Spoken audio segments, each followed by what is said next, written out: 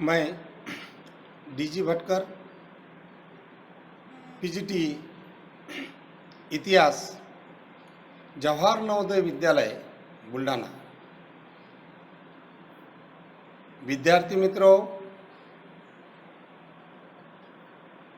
मैं आपको अध्याय 5 कक्षा 12वीं का यात्रियों के नजरिए समाज के बारे में उनकी समझ और अलग अलग और लगभग 10वीं सदी से 17वीं सदी तक का जो कालखंड है, इस कालखंड के अंतर्गत हमने पहला भाग देखा।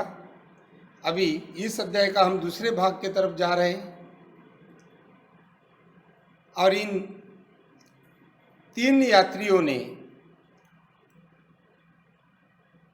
जो अपने यात्रा वृत्तांत में जो अपनी समझ, उनकी कठिनाइयाँ, समाज की परंपरा, समाज के रीति रिवाज, धार्मिक धारणाएं और शासन प्रक्रियाएं, पुराने शहर और विशाल शहर, इनके बारे में जो कुछ अपने विचार थे, वो विचार उन्होंने प्रकट किए। अब हम देखने जा रहे हैं एक अपरिचित संसार की समझ और अपरिचित संसार की समझ में अल-बिरूनी तथा सांस्कृतिक परंपराएं। अल-बिरूनी ने सांस्कृतिक परंपराएं के अंतर्गत एक अपने अंतर्गत समझने में जो बाधाएं हैं, वो बाधाएं और उन पर विजय कैसी हुई है, यानी उनकी जो तुलना है प्रथाओं के साथ प्रत्येक यात्रियों ने देखा। उन्हें समझने के लिए अलग अलग प्रकार की विधियां अपनाई। उदाहरण के लिए हम देखते हैं, अल-बिरूनी अपने लिए निर्धारित उद्देश्य में निहित समस्याओं से परिचित था। उसने कई अवरोध की चर्चा की। उसका पहला अवरोध इस प्रकार है, उसके अनुसार कि उन्होंने पहले अवरोध में भाषा का अवरोध को बताया और उनके अनुसार संस्कृति अरबी फारसी इतनी भिन्न थी कि विचारों और सिद्धांतों की एक भाषा से दूसरी भाषा अनुवादित करना आसान नहीं था। उनके द्वारा चिन्हित दूसरा अवरोध है धार्मिक आस्था और प्रथा। समाज के अंतर्गत इसमें बहुत सारी भिन्नता थी। उनके अनुसार ये धार्मिक आस्था और प्रथा में पृथक पृथक समुदाय में विभाजित था, धर्म से विभाजित था। कई धर्म में समानता पर जोर देते थे, धर्म से अलग अलग प्रकार के आचार विचार धारणाएं, यानी जो अपने दैवत है उनके प्रति जो अपने विचार, तो ये प्रथा उन्होंने देखा है कि उसमें कठिनाई थी, अवरोध था। और तीसरा अवरोध हम देखते हैं कि अभिमान। यह रोचक बात यह है कि इन समस्याओं की जानकारी होने पर भी अल-बिरूनी लगभग पूरी तरह ब्राह्मणों द्वारा रचित कृतियों पर आश्रित रहा। भारतीय समाज को समझने के लिए अक्सर वेदों, पुराणों और भगवत गीता, पतंजलि की कृतियों तथा मनुस्मृति आदि से अंश उद्धृत किए। और बहुत सारी जानकारी उसे पर उन्होंने अपना विश्वास रखा, लेकिन उस पर भी उनको बहुत सारी अवरोध निर्माण हुआ था। धार्मिक आस्था और प्रथा में तो भिन्नता थी, लेकिन साथ साथ हम देखते हैं कि अल्बिरूनी का एक जातीय व्यवस्था का विवरण इधर भारत में आने के बाद उन्होंने जातीय व्यवस्था के अंतर्गत जो वर्णन किया, अन्य समुदाय की उसने खोज की के माध्यम से जातीय व्यवस्था को समझने में व्याख्या करने का प्रयास किया। उसने लिखा है कि प्राचीन फारस में 4 वर्गों को मान्यता थी: घुड़सवार और शासक वर्ग, भिक्षु, अनुष्ठानी, पुरोहित तथा चिकित्सक, खगोल शास्त्री तथा अन्य वैज्ञानिक, और अंत में कृषक तथा शिल्पकार। दूसरों शब्दों में यही दिखाना चाहता था कि ये सामाजिक वर्ग केवल भारत तक ही सीमित नहीं थे। इसके साथ ही उसने ये भी दर्शाया है कि इस्लाम में भी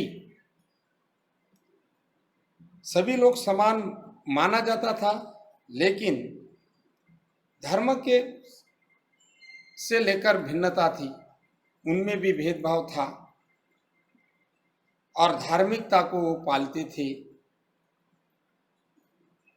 जाति व्यवस्था के संबंध में ब्राह्मणवादी को व्याख्या की मानने के बावजूद भी अल्बिरूनी ने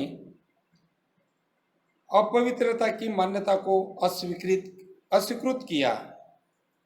उसने लिखा कि हर वह वस्तु की अपवित्रता हो जाती है।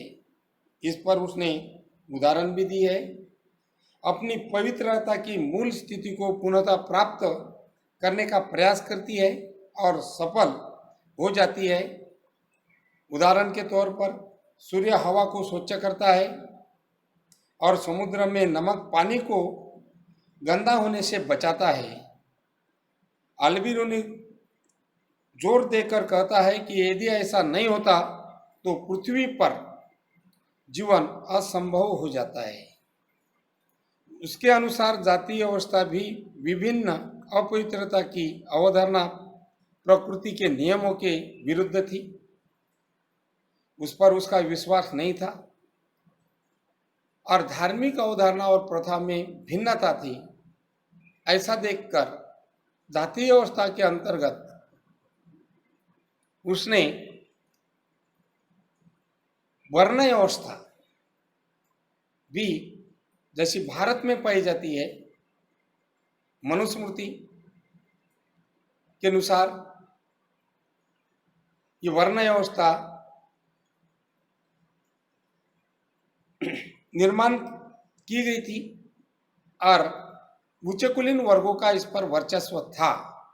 इसमें किसी प्रकार की शंका नहीं है।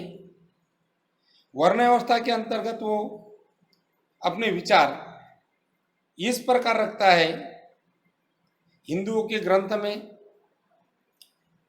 से हमें वो बताता है कि ब्राह्मण के सिर से उत्पन्न हुई थी और ब्रह्म प्रकृति नामक शक्ति का ही दूसरा नाम था और सिर और शरीर का सबसे ऊपरी भाग है और सिर को ज्यादा से ज्यादा महत्व देता था। इसलिए ब्राह्मण पूरी प्रजाति के सबसे चुनिंदा यानी कि हम बोलते योग्यतम है। इसी कारण हिंदू उन्हें मानव जाति के सबसे उत्तम मानते हैं, सबसे उत्तम, सबसे ग्रेट। अगली जाति अवस्था की श्रेणी में आता है क्षत्रिय, जिसका सृजन ऐसा कहा जाता है कि ब्राह्मण के कंधों और खांदों से हुआ और उनका दर्जा ब्राह्मणों से अधिक नीचे नहीं है, उनके साथ साथ है और वो ब्राह्मणों के रक्षक है। ऐसा अपन ने छठी क्लास, 7 क्लास, 8 क्लास, 9 क्लास में और समाज में भी हम ये जातीय व्यवस्था भारत की किस प्रकार अस्थिरता है, महात्मा ज्योतिबा फुले, डॉक्टर बाबा साहेब आम्बेडकर, रामास्वामी पेरियार जैसे महान व्यक्तियों ने, संत कबीर इसका विरोध किया। उनके पश्चात वर्ण व्यवस्था का चौथा भाग हम देखते हैं, जिसका उद्भव ब्राह्मण के जंगहाव से हुआ, जैसा बैठा हुआ व्यापारी व्यक्ति माना जाता है, जिसे हम वैश्य कहते हैं। और सबसे निचले स्तर पर चौथे नंबर की जो वर्ण व्यवस्था है वह है शूद्र, जिसका सृजन उसके चरणों से हुआ ऐसा माना जाता है। अंतिम दो वर्गों के बीच अधिकतर अंतर नहीं था, लेकिन इन वर्गों के बीच भिन्नता होने पर भी ये कई साथ एक ही शरीर और गांवों में रहते हैं, समान घरों और आवासों में मिलजुल कर रहते हैं, लेकिन आगे चलकर उसमें बहुत सारी भेदभाव, अस्पृश्यता, छुआछूतवाद आया और समाज का पृथक विघटन हुआ। जातीय व्यवस्था के विषय में अल्बिरूनी का ये विवरण हमें संस्कृत ग्रंथों में अध्ययन से पूरी तरह से गहनता से प्रभावित करता है। ग्रंथों में ब्राह्मणों की दृष्टि से जातीय व्यवस्था संचालित करने वाले नियमों का प्रतिपादन किया है और इसमें किसान, जमींदार, सस्ता श्रमिक उपलब्ध करे और दूसरे शब्दों में हालांकि अक्सर सामाजिक प्रताड़ना का शिकार होते थे, फिर भी इन्हें आर्थिक तंत्र से शामिल किया जाता था।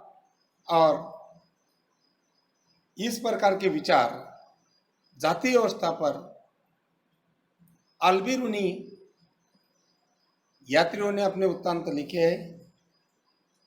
इन वृत्तांतों का जो यात्राएं में अनन्य साधारण महत्व है। अभी हम देखते हैं सेकंड जो भाग है उसका पांचवा पॉइंट, इब्न बतूता तथा अनजाने को जानने की उत्कंठा। और उसने भी अपना जो यात्रा वृत्तांतों में कुछ रुचियां ली, दिल्ली में न्यायाधीश का कार्य किया और ऐसे करते समय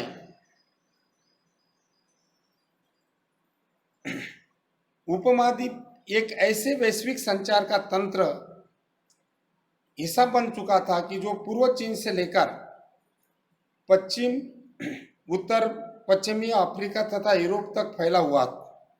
जैसा कि हमने देखा है कि इब्न बतूता स्वयं इन क्षेत्रों में बड़े पैमाने यात्राएं की। मक्का है, मदीना है या चीन तक का भाग है, दिल्ली है, दौलताबाद है, कई बार काजी के पद पर भी रहा, कई बार उन पर संकट भी आए, पद से उसे दूर भी रखा गया, जिसके बारे में हमने पढ़ा है। विश्ववादी संस्कृति का उपभोग भी किया, जहाँ अरबी, फारसी, तुर्की तथा अन्य भाषाएं भी बोलने वाले लोग विचारों और सूचनाओं तथा उपाख्यानों का भी आदान प्रदान करते थे। धर्मनिष्ठान के लिए प्रसिद्ध लोगों के ऐसे राजाओं और निर्दयी तथा दयावान दोनों हो सकते थे। जो भी कुछ अपरिचित तथा उसे विशेष रूप से रेखांकित किया जाता था, ऐसा यह सुनिश्चित करने के लिए किया जाता था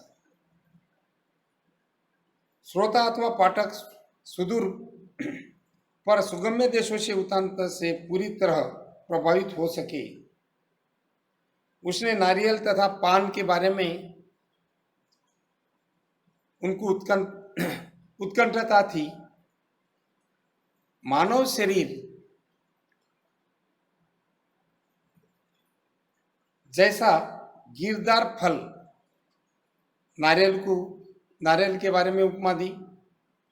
इसे पूजनीय मानते हैं। आज भी नारियल हम मंदिरों में जाकर पूजा अर्चा में या शुभ कार्य में प्रसाद के रूप में, हम उपहार के रूप में उसका उपयोग करते हैं। ये वृक्ष सबसे अनोखे वृक्ष तथा सबसे विस्मयकारी वृक्षों में से एक है। ये वृक्ष हुबहू खजूर वृक्ष जैसे दिखते हैं। इसमें कोई अंतर नहीं है सिवाय एक अपवाद कि एक से काष्ठफल प्राप्त होता है और दूसरों से खजूर। काष्ठफल नारियल के वृक्ष का फल मानव शरीर से मेल खाता है, क्योंकि इसमें भी मानो 2 आंखों तथा एक मुख और अंदर का भाग गहरा होता है, मस्तिष्क जैसा दिखता है, उसमें जुड़ा रेशे वाली जैसा दिखाई देता है। रस्सी बनती है, ऊपर से कठोर लेकिन अंदर से मुलायम। और बहुत सारे आयुर्वेदिक युग में स्वास्थ्य के लिए इस फल का पूजा के लिए उपयोग करते हैं। नारियल का जिस प्रकार उन्होंने उत्कंठा थी, उसी प्रकार हम देखते हैं कि पान, अभी पान की प्रथा लगभग विश्व में सभी तरफ है। आज भी हम देखते हैं कि ग्रामीण भागों में और सभी तरफ पान खाते हैं। पान खाने का उद्देश्य अलग अलग प्रकार से बताते हैं अपने अपने विचार से, लेकिन पान के बारे में भी इसका जो वृक्ष है वो वृक्ष अंगूर के वृक्ष जैसा दिखता है। इस वृक्ष को फल नहीं आते हैं, उसकी पत्तियां अलग अलग किस्म के वृक्ष है और उसकी पत्तियां को, पान को तोड़कर उसमें चूना, कात, सुपारी या दालचीनी, अलग अलग प्रकार के कुछ मीठा पान, तंबाकू, तीखा पान, ऐसे पान कभी बोला जाता है पेट साफ करने के लिए। ये भी एक अलग प्रकार की उत्कंठा उन्होंने अपने सामने रखी। इसे प्रयोग करने की विधिया यह है कि खाने से पहले सुपारी ली जाती है। यह जायफल जैसी दिखती है, लेकिन इसे तब तक तोड़ा जाता है जब तक उसके छोटे छोटे टुकड़े नहीं हो जाते हैं और मुंह में रखकर चबाया जाता है। इस पत्तियों के साथ उन्हें चबाया जाता है और सही में आज 2-4 लोग इकट्ठा होते हैं, एक दूसरे का सम्मान के लिए हम उसे पान खिलाते हैं। पान में खोपरे का टुकड़ा भी डाल सकते हैं और स्वादिष्ट ऐसे पान बनते हैं। इब्न तुता ने इसका वर्णन अपने प्रवास वर्णन में किया। इब्न तुता जो शहरों का वर्णन करता है, इसमें भारतीय शहर, 2 प्रकार के शहर, विशाल और बड़ा शहर दिल्ली और दिल्ली का भी वर्णन उन्होंने किया।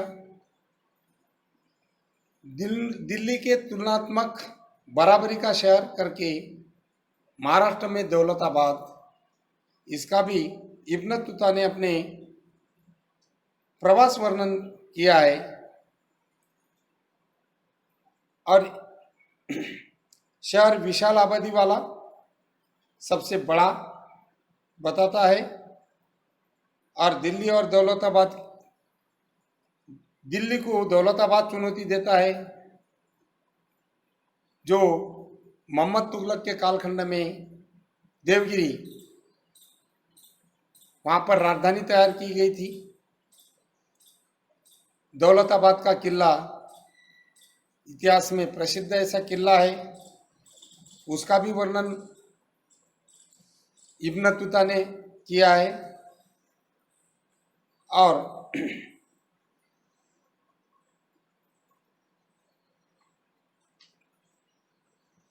उसने किले के अंतर्गत मेहरबान, कब्रगाहे, कंधार, चमेली तथा जंगली गुलाब जैसे फूल भी दिखाई देते हैं।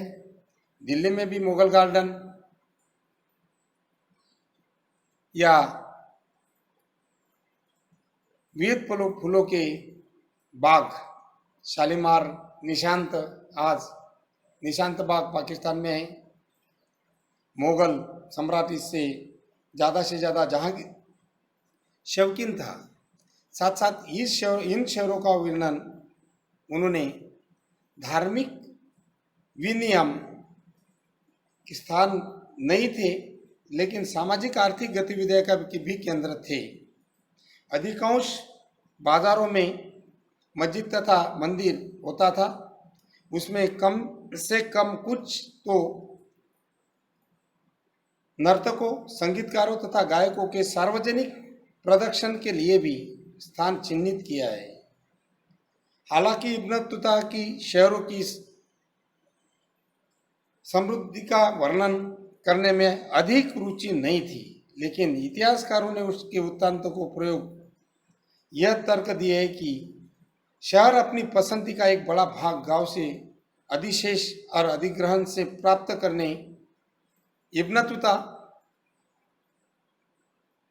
ने पाया।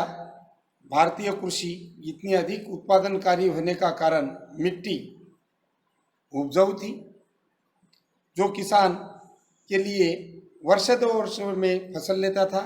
व्यापार, वाणिज्यिक, सौदागर के लिए और भारत का संबंध दूसरे देशों से मिलने के लिए चलता था। भारतीय माल की मध्य तथा दक्षिण पूर्व एशिया में बहुत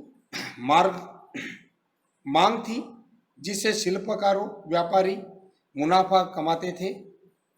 चीन के साये मुनाफा कमाया।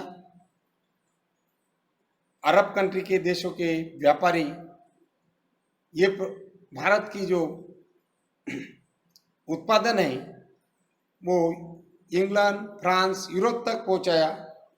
भारतीय कपड़ों विशेष रूप से प्रसिद्ध है। जैसा कि एक साड़ी का चित्र मैंने आपको इस पर दिखाया, नारियल का है, पान का है, साड़ी का है, किले का है।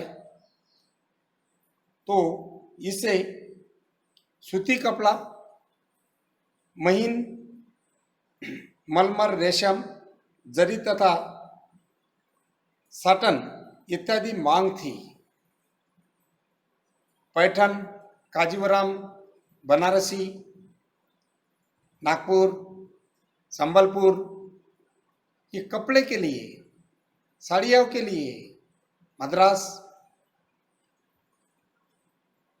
बनारसी, नागपुर, पैठन, कांजीवरम आज भी प्रसिद्ध है। और इसे महिम मलमल कई किस्म के इतनी महंगी थी कि उसने उन्हें अमीर वर्ग तथा बहुत धनवान लोग ही या इंग्लैंड की रानी अपने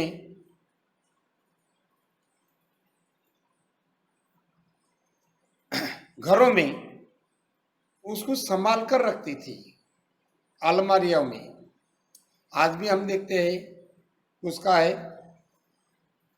इन्होंने वर्णन संचार की एक अनूठी प्रणाली, उसका भी वर्णन दिखता है।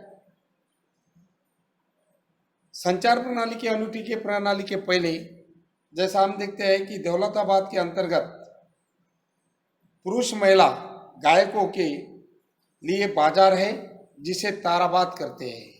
महिला और पुरुष गायक, इनका बाजार होता था, गायन में इंटरेस्ट लेते थे, समूह में इकट्ठा होते थे। जैसे बहुत सारी मेला यात्राएं, इसमें लोग जाते थे। तो ऐसी स्थिति संगीत बाजार की भी हमें दिखाई देती है। अभी हम देखते हैं 5.3 संचार की एक अनूठी प्रणाली।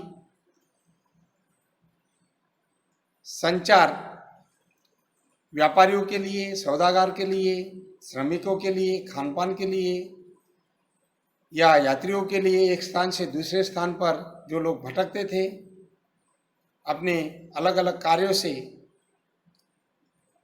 उनको रहने के लिए, उनकी देखभाल के लिए सराय बनाए, जिसे हम विश्राम गृह, जलपान की व्यवस्था रस्तों पर की है, मार्गों पर की है व्यापारियों के लिए। इब्न बतूता ने ये भी बताया है कि यह डाक प्रणाली की कार्यकुशलता देखकर वो चकित हुआ। इससे व्यापारियों के लिए भी न केवल लंबी दूरी की सूचना भेजना और उधार प्रेषित करना असंभव हुआ, बल्कि अल्प सूचना माल भेजना भी डाक प्रणाली की कुशलता थी। डाक प्रणाली यहाँ पर एक महत्वपूर्ण थी। जहाँ सिंध दिल्ली यात्रा में 50 दिन लगते थे, वहाँ गुप्तचरों की खबरें भी सुल्तान तक इस डाक व्यवस्था के माध्यम से ही 5 दिनों में पहुंचने लगे। यानी तुरंत जलद गति से तात्काल ऐसी डाक प्रणाली उन्होंने तैयार की थी। डाक व्यवस्था के 2 प्रकार उन्होंने बताए, एक है उलख और दूसरा है दावा। अश्व डाक व्यवस्था, जिसे हम उलख कहते हैं, हर 4 मील की दूरी पर स्थापित राजकीय घोड़े द्वारा चलित होती थी। पैदल डाक व्यवस्था के प्रति 3 मील अवस्थान होते हैं, इसे दावा कहते हैं। यह एक मील का एक तृतीयांश होता है। अब हर 3 मील पर धनी आबादी वाला एक गांव भी होता है। डाक व्यवस्था एक संचार माध्यम, गोपनीय और शासन में सहयोग के लिए। युद्ध के समय एक सम्राट दूसरे सम्राट से क्या बातचीत कर रहा है, वार्तालाप क्या हो रहे हैं, उसके लिए एक महत्वपूर्ण था। उनके विचार क्या है, वो क्या चाहते हैं, कोई कैसी महत्वाकांक्षा है, ये डाक व्यवस्था से पता चलती थी। घोड़े पर और पैदल, ये डाक व्यवस्था के घोड़े के द्वारा, घोड़े है, हाथी है, ऊंट है, खेचर है, गधे है। आज भी राजस्थान के क्षेत्र में ऊंटों पर डाक व्यवस्था होती है, लेकिन आज डाक व्यवस्था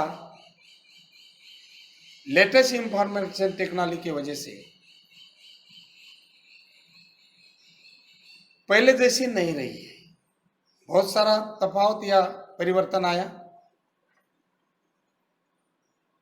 अगला पॉइंट हम देखते हैं, जैसा आपको बताया है कि साड़ियाँ, डिजाइन, महिम मलमल, कपड़ा और यूरोप कंट्री में उत्पादन के क्षेत्र और यूरोप कंट्री के क्षेत्र, अफ्रीका में ये पहुंची जाती थी और बहुत अच्छी थी। साइड में मानचित्र दिया गया है, इसका भी आपको अवलोकन करना है। साथ साथ हम देखते हैं यात्रियों के चित्र यहाँ पर दिए हैं।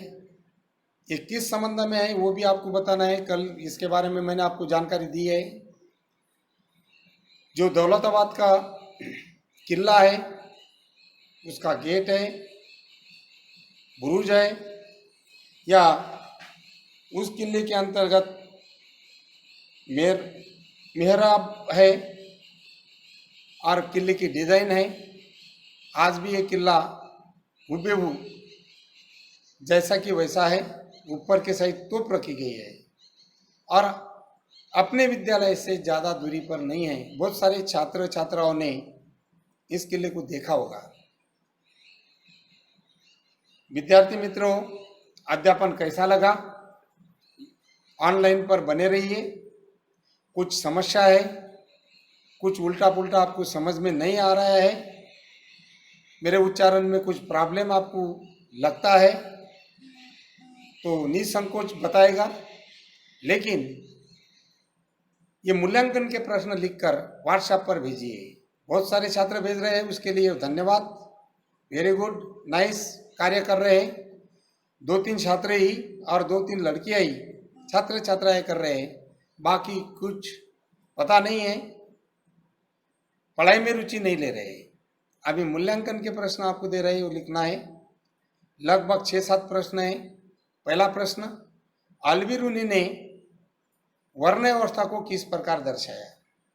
आपके लिए दूसरा प्रश्न, मानव सिर जैसे गिरदार फल कौन सा है? तीसरा प्रश्न इस प्रकार है, इब्न बतूता ने कौन से 2 शहरों के वृत्तांत लिखे? चौथा प्रश्न, पान वृक्ष की तुलना कौन से वृक्ष के साथ की? पांचवा प्रश्न, दिल्ली शहर की तुलना कौन से शहर के साथ की और वो शहर अपने विद्यालय से नजीक है? बताइएगा। ताराबाद का अभिप्राय बताओ, किसे ताराबाद कहते हैं? उलूक तथा दावा का अभिप्राय बताओ। आपको अभिप्राय मतलब अर्थ ही बताना है। ये प्रश्न लिखकर भेजना है, साथ साथ गृह वर्ग भी करना है। गृह कार्य जातीय अवस्था का वर्णन अल्बिरूनी ने किस प्रकार किया? ये लगभग 8 मार्क 6 मार्क का प्रश्न आता है। 8 मार्क का है तो 8 पॉइंट लिखिए। 350 शब्दों तक इसका वर्णन होना है और ठीक प्रकार से लिखना है। पॉइंट बिंदु बनाकर लिखिए और अल्बिरूनी ने किस प्रकार इसका वर्णन किया। और मैं आपके तरफ से एक अपेक्षा रखता हूं कि अभी तो भी आप पढ़ाई में लगेंगे और मुझे व्हाट्सएप के ऐप पर उसका स्क्रीनशॉट लेकर या फोटो निकालकर भेजिए। अगले पीरियड में हम तीसरा भाग लेंगे इसी अध्याय का। धन्यवाद विद्यार्थी मित्रों और आभार। जवाहर नवोदय विद्यालय बुल्ढाना, प्राचार्य आर कसर सर और मेरे सभी साथी। हम अगले पीरियड में मिलेंगे। धन्यवाद।